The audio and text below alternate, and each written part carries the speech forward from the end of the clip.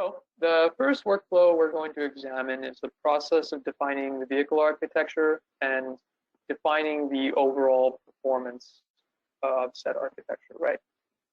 The idea here is that that's kind of a very early, one of the earliest things you'd like to do is get a quick idea of the overall performance so that you can make architecture selection with actual hard data to inform that choice. Especially at a point where you want to do it much more quickly than prototyping. You want to be able to, using system simulation, answer a lot of those questions, let's say in a virtual context or a digital context, to evaluate that architecture. So beyond developing those extended libraries of components, we also have a large amount of applications and custom UIs based around specific activities, many of which are actually applied to the development of different electric vehicle architectures. The aim here is to take processes that are usually very standardized in terms of early architecture sizing and analysis, and make that more automated for the user in terms of making that more easy. So things like identifying an undersized powertrain, and then being able to use something like a pre-sized motor tool to be able to quickly assess the powertrain performance. Beyond this, we have very, very simple workflows that are even more automated. So for example, the tool in question that we'd like to highlight today is something called the Hybrid Optimization Tool, or HOT. Now, what is this? It automates the development of an electric vehicle model, and it takes that process down to a matter of minutes. Instead of being able to having to really program a lot of these different architectures yourself, we've automated that process and have created a virtual assistant that allows you to build that model. So essentially, it's allowing users, either experienced ones or even new ones, to quickly develop a vehicle model with all the necessary components to nail down the architecture, and also incorporating that vehicle against the driver model and against the specific drive cycle. So it also, within our tool, we also have a list of standard drive cycles like WLTC and NEDC that can be used for the development or the validation of the vehicle architecture that you're about to synthesize. It's really, it makes it very simple to kind of do efficient testing against various conditions, whether that's the drive cycle specifically, the conditions like battery state of charge, motor load, and driver response.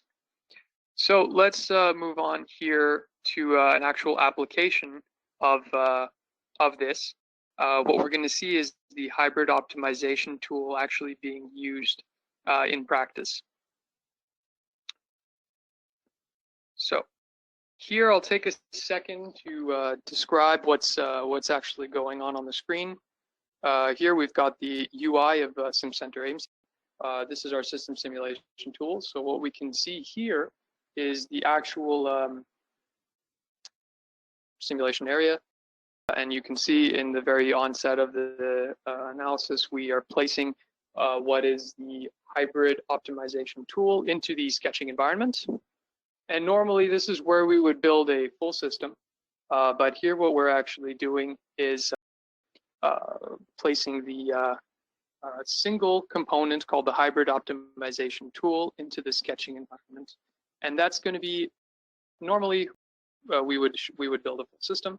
But as we mentioned, what we're showing here is how simple it is and how easily we've automated that process. So all that's needed is that one little icon, and that allows us to get started. So the user will place that icon, and actually embedded within there is a script that's been created to launch a virtual assistant that helps in the development of this model. So here you can see that we are developing the different hybrid architectures already from the get-go. We have a number of vehicle architectures to choose from a conventional vehicle to hybrid to full electric or dual electric. Anything here is selectable, and we'll actually change the basis for the architecture. Here we're going to go with the basic electric vehicle architecture, and you can see it highlights the components that are involved in that process. Moving forward, we can switch sequentially now through these different steps of the hybrid optimization tool. We go from architecture definition to the architecture parameters. Now we've locked in the vehicle architecture, and we can start to define the parameters of those different components. For example, here we click on the battery, and you can see by clicking on the battery that there are a number of predefined parameters to define how that battery operates. From pack architecture, number of elements in series, branches in parallel, and then other data like the minimum state of charge or the maximum voltage and minimum voltage. But if you look more closely, you can also see tabs that are related to defining the open circuit voltage and internal resistance. Whoops, that was jumped ahead a little bit there. Yeah, as I mentioned, for the open circuit voltage for a single cell and the internal resistance for a single cell. So we're able to easily define these here. Additionally, we can have the same type of parameterization for the motor. By clicking on the motor, now we're looking at bringing in tabulated data for maximum, minimum torque, and then also peak torque and losses. These by default are against things like motor speed. And you'll see that once we've at least gone over the data and made modifications to it, the component will now show up in green in our architecture, which means we've had a chance. It knows that we've looked over the data and it validates that. These are default values. We're able to bring in anything we want ourselves and even kind of copy paste data from an Excel spreadsheet or a CSV if you have it. Moving on from here, we can define other components like gear ratios across them, and also here we're defining with the final component the actual vehicle itself. Things like tire dimensions, wheelbase, total vehicle mass are all being defined here to really characterize the vehicle itself. Finally, we're skipping here the transmission shifting strategy because it's not relevant to the architecture we've developed, and we'll move on to defining the test case. This is where we talk about the drive cycle that I had mentioned. By default, we're able to input a time versus speed target drive cycle, and we can preview it on the right in a graph. We can also change things like altitude and the electrical consumers as a function of time. But in this case, we're just going to keep the default drive cycle. But if you wanted to change it, you can change it to pretty much anything you wanted. Or alternatively, by clicking down at the bottom, there's a button that says predefined. And here we would be able to define, go through the list of predefined drive cycles.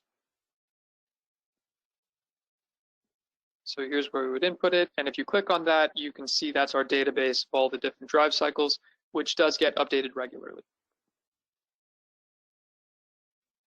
You can see that we clicked on a different one and it updated the graph for the speed target. The last step here is to actually compute the architecture against the drive cycle and see if there is any issues that come up. In the case there, it flashed a warning that told us actually it looks like over the course of the drive cycle you defined, the motor is not able to reach the maximum requested torque, and that's something you should look into. Although it is still able to build the vehicle model, it's just telling us before we even generate the sketch that it looks like the motor is undersized. So even before we get to the end result, we're able to make assessments on the drive cycle.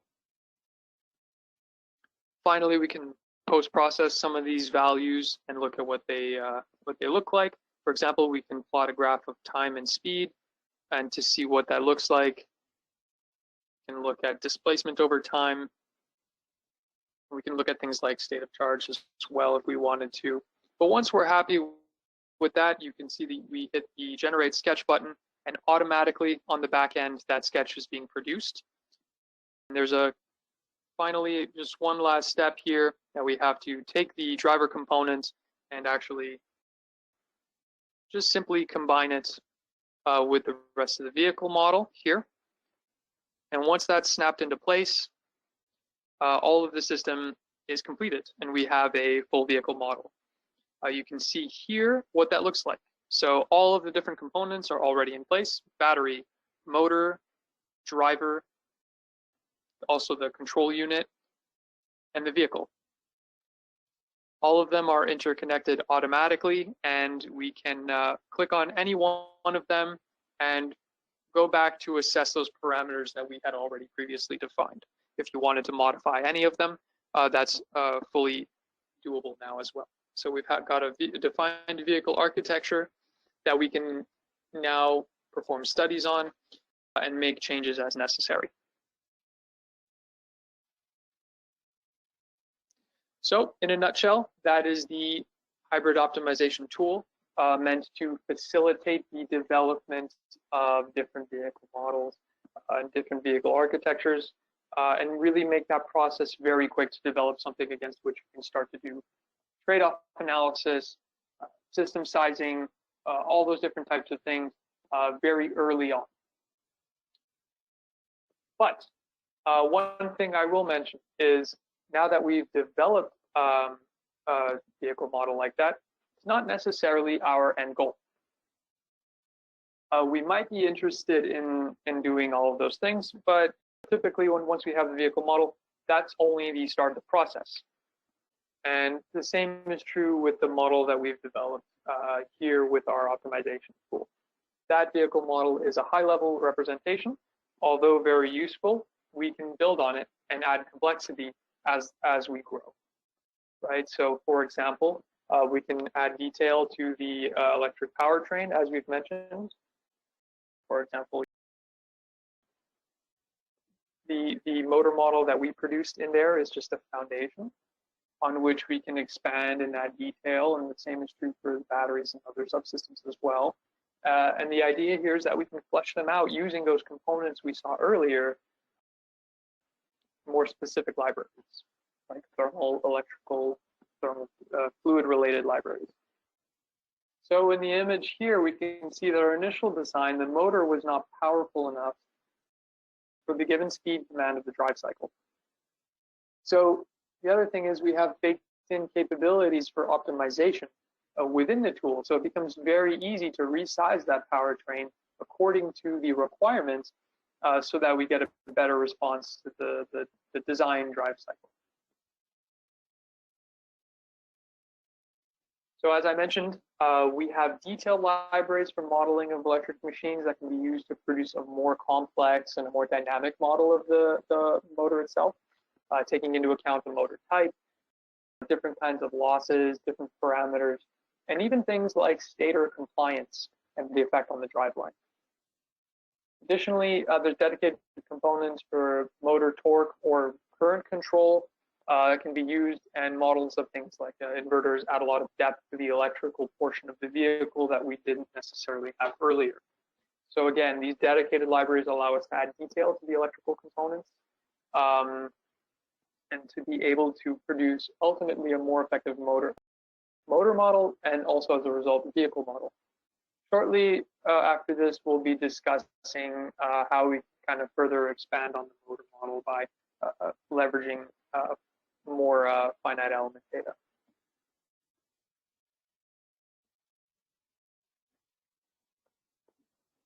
So the other thing we mentioned is the link between the different components and the thermal aspect. Most components in the vehicle here have a thermal portion to calculate heat rejection based on parameters like efficiency. This makes it very simple to integrate thermal dynamics into the vehicle model by adding heat exchanges to the different electrical equipment with our thermal library, and this contains all the necessary physical phenomena like conduction, convection, radiation, and different variations of those to be able to really capture the dynamic temperature evolution of different components. So in the example we have here, we can see that we modeled the temperature rise based on dynamic switching losses of the inverter behavior. And that's something we're able to do. And one thing I'll mention is we can do this from a more standalone approach. So we can build a standalone model of these inverters and do a separate analysis of just those. And then when we're ready, we can integrate them into a larger vehicle context. But the idea is that many components in here have those thermal computations where we can compute heat rejection. And so they all can combine together to look at the total heat load of the different consumers on the vehicle. Beyond just the thermal analysis for electrical components like inverters, we have dedicated libraries for thermal fluids and databases for both single-phase and two-phase applications. So this allows the users to build anything from, a cooling system like a chiller plate against which we can actually cool the battery, or a refrigerant circuit, and even a cabin thermal analysis for doing something like a pull down or pull up test. And again, if we're able to quickly develop the vehicle architecture, it means we can that much more quickly integrate the thermal portion and quickly generate, again, with efficiency, something like a very, very high level pull down test or pull up test to validate that architecture or to validate the sizing of the different components.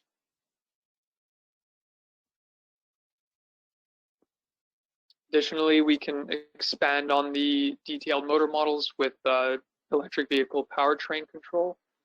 And I mentioned that we have torque and motor control that allows us to communicate with the motor based on the driver commands. So we can, for example, validate drive control with the vehicle supervisor in the loop. So this allows us to leverage a detailed library of other kinds of motor models. Multiple different kinds of electric machines, both synchronous and others, are available within those libraries, as well as more generic tabulated machines that are more agnostic of the actual technology used. Finally, one place we can go beyond the electrical portion is actually on the driving dynamics themselves. We're able to also identify road conditions, road profiles, and look at the mechanics of the vehicle. So we can model the suspension system and a multi-degree of freedom vehicle body model itself, allowing us to assess things like, well, personal suspension sizing, or the power steering system that we saw before, or even the vehicle braking strategies. We can do this for particular road profiles and different kinds of conditions, but this is something that we can also do in a vehicle context by developing the rest of the vehicle. So ultimately, the name of the game here is that once we have that vehicle platform, really we can go in any of these directions, right? We can go to the cooling portion, or we can then also use that platform to involve a chassis subsystem model, where we can take that and do a spectral plot. We can look at the order mapping for, like I said, FFE post-processing to look at an electric vehicle driveline. And this goes back to being able to do more detailed models, right? We can also develop individual models of just the electric drivetrain. We don't necessarily need to involve a full vehicle model, but we would have one at this point. Then the information that we get from a separate model like this can inform that one.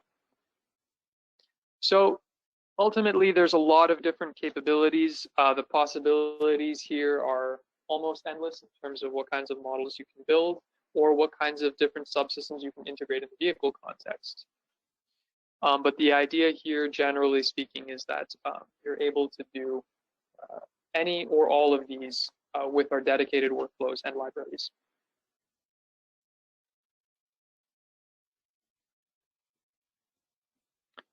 All right, so again, we're going to progress here a little bit past just what can be done within the tool itself.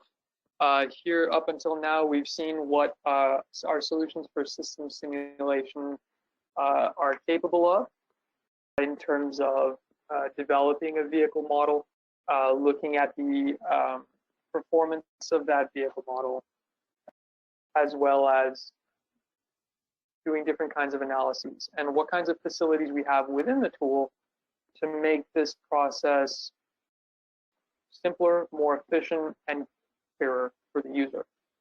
So the idea is that ultimately we can easily build that vehicle model very early on in the design cycle, being able to make critical decisions with good information instead of, very quick and dirty assumptions. We can now rely on more concrete assessments like our simulations, and ultimately come up with a more well-defined, fleshed out vehicle model. Once that's done, the question then becomes, what can we do with that vehicle model now that we've established it? So if you recall at the beginning of what I was discussing, we had that question of you might have individual analyses being done by different departments, or the analyses are done in silos and never necessarily informing each other. So the idea here is that with the kinds of vehicle models that we're developing here, what is the capacity for one simulation result to influence or take information from and then be influenced by another simulation? So now we'll look at how we can integrate models and the results from these different models from other tools within our portfolio, specifically 3D CAE. So as we mentioned previously, that would be EMAG and CFD. We'll start with the information that can come from a simulation of our electric motor.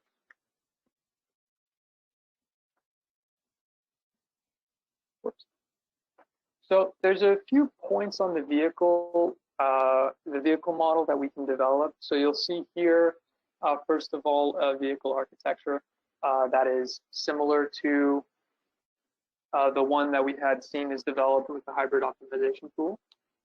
The only difference here is that we've created, or we've used a more detailed motor model from the dedicated library, and we've used a more detailed battery model from the battery library. They operate much in the same way, but basically it's a direct transplant from one component to the other, simply that these are more detailed in the results that we can extract. You'll see also that we have the ability to model auxiliary consumers model. The idea here is that this is, a very simple vehicle model that's not too far removed from the one that we created within the hybrid optimization tool. The idea is that, let's say this is our completed vehicle architecture with some of the parameters that we wanted to define. And now we'll see how we can add detail to any specific areas in the vehicle model by leveraging other simulations that we might be doing elsewhere. In this case, there's two particular areas that we would be able to influence, and those are the motor and the battery. Both in different ways, but equally useful and equally informative.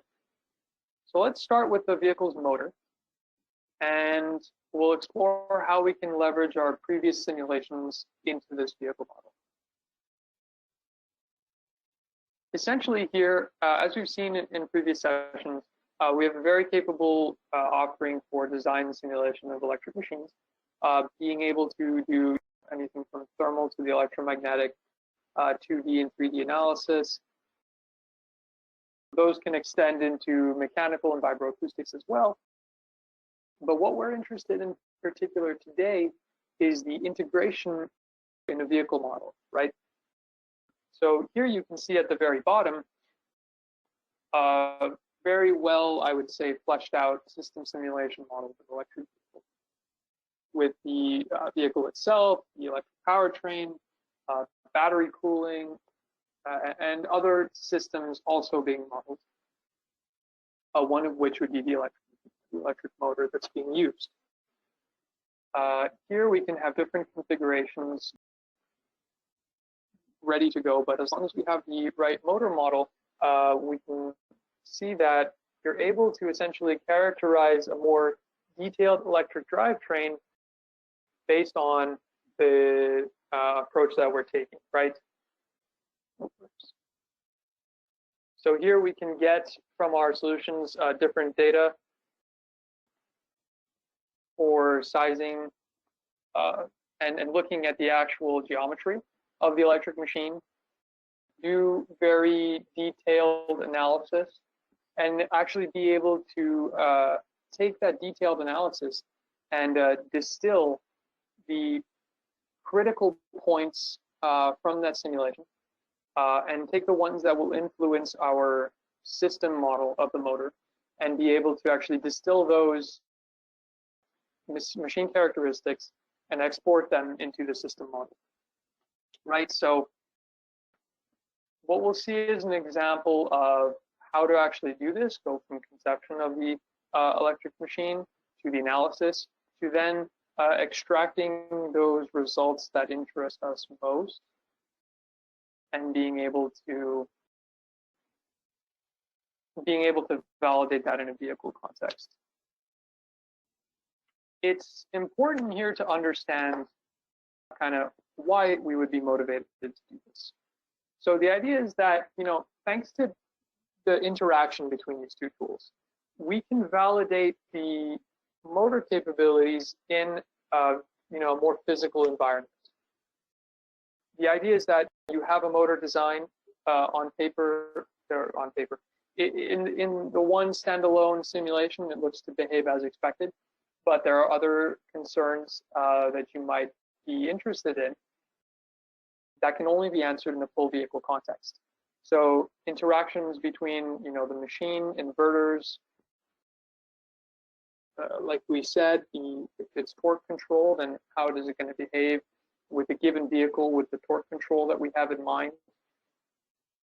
Not to mention cooling. One of the more I would say easily addressed questions for which we would combine data like this. And we'll see that there's a number of different kinds of points of information that the imported data can take into account. Things like magnetic nonlinearity, iron losses, impact of saturation, and other things can be actually extracted from this motor model and used in the vehicle context. The other thing is being able to assess the controls. Well, here, if we've established the torque control and the vehicle parameters, and to a larger extent, the driver behavior, then we can kind of determine the reaction time of the system that we've developed. We can take into account the machine limitations, as we've mentioned.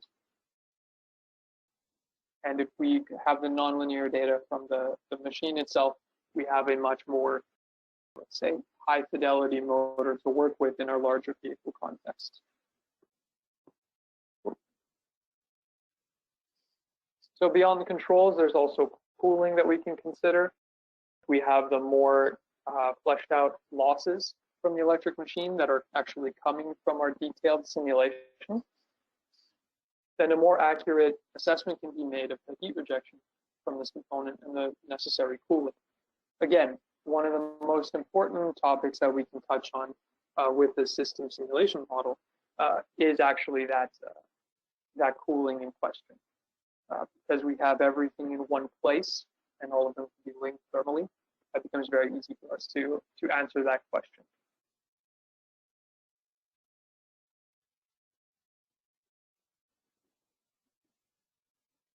All right, so from here, we're going to look at an example of how we can do this. specifically by validating a design early and then looking at that in a vehicle context. Essentially, the thing that enables us to really do this is the fact that all of these tools are on the same platform. Because the process that I might have described just a minute ago might sound complex. When you see it in practice, it actually is deceptively simple. We're going to show now in practice the process of conducting the analysis and exporting that data to the actual EV model in SimCenter AimSim, and you'll see for yourself actually how simple that process is.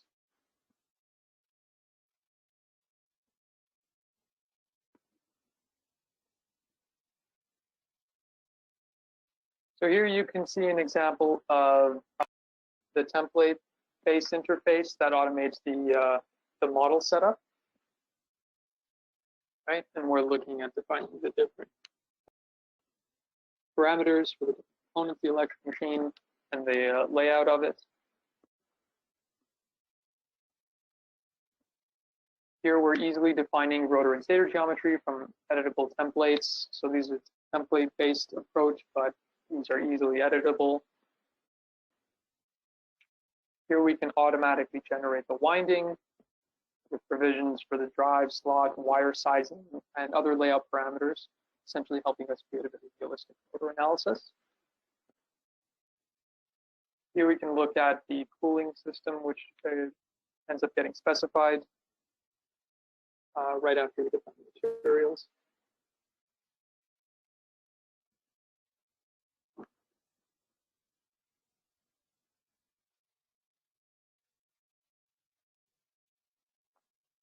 So we can define thermal, electromagnetic, and magnetic materials, and then assign the materials based on the database.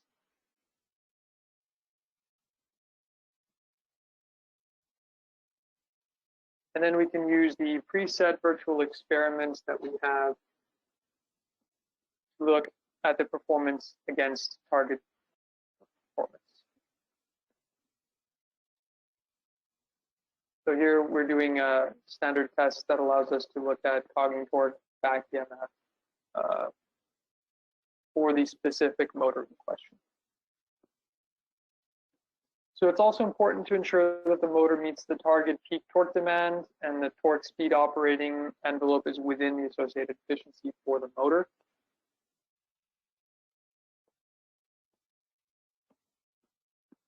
And then as well, for the specific drive cycle here, we can look at the temperature evolution of the motor.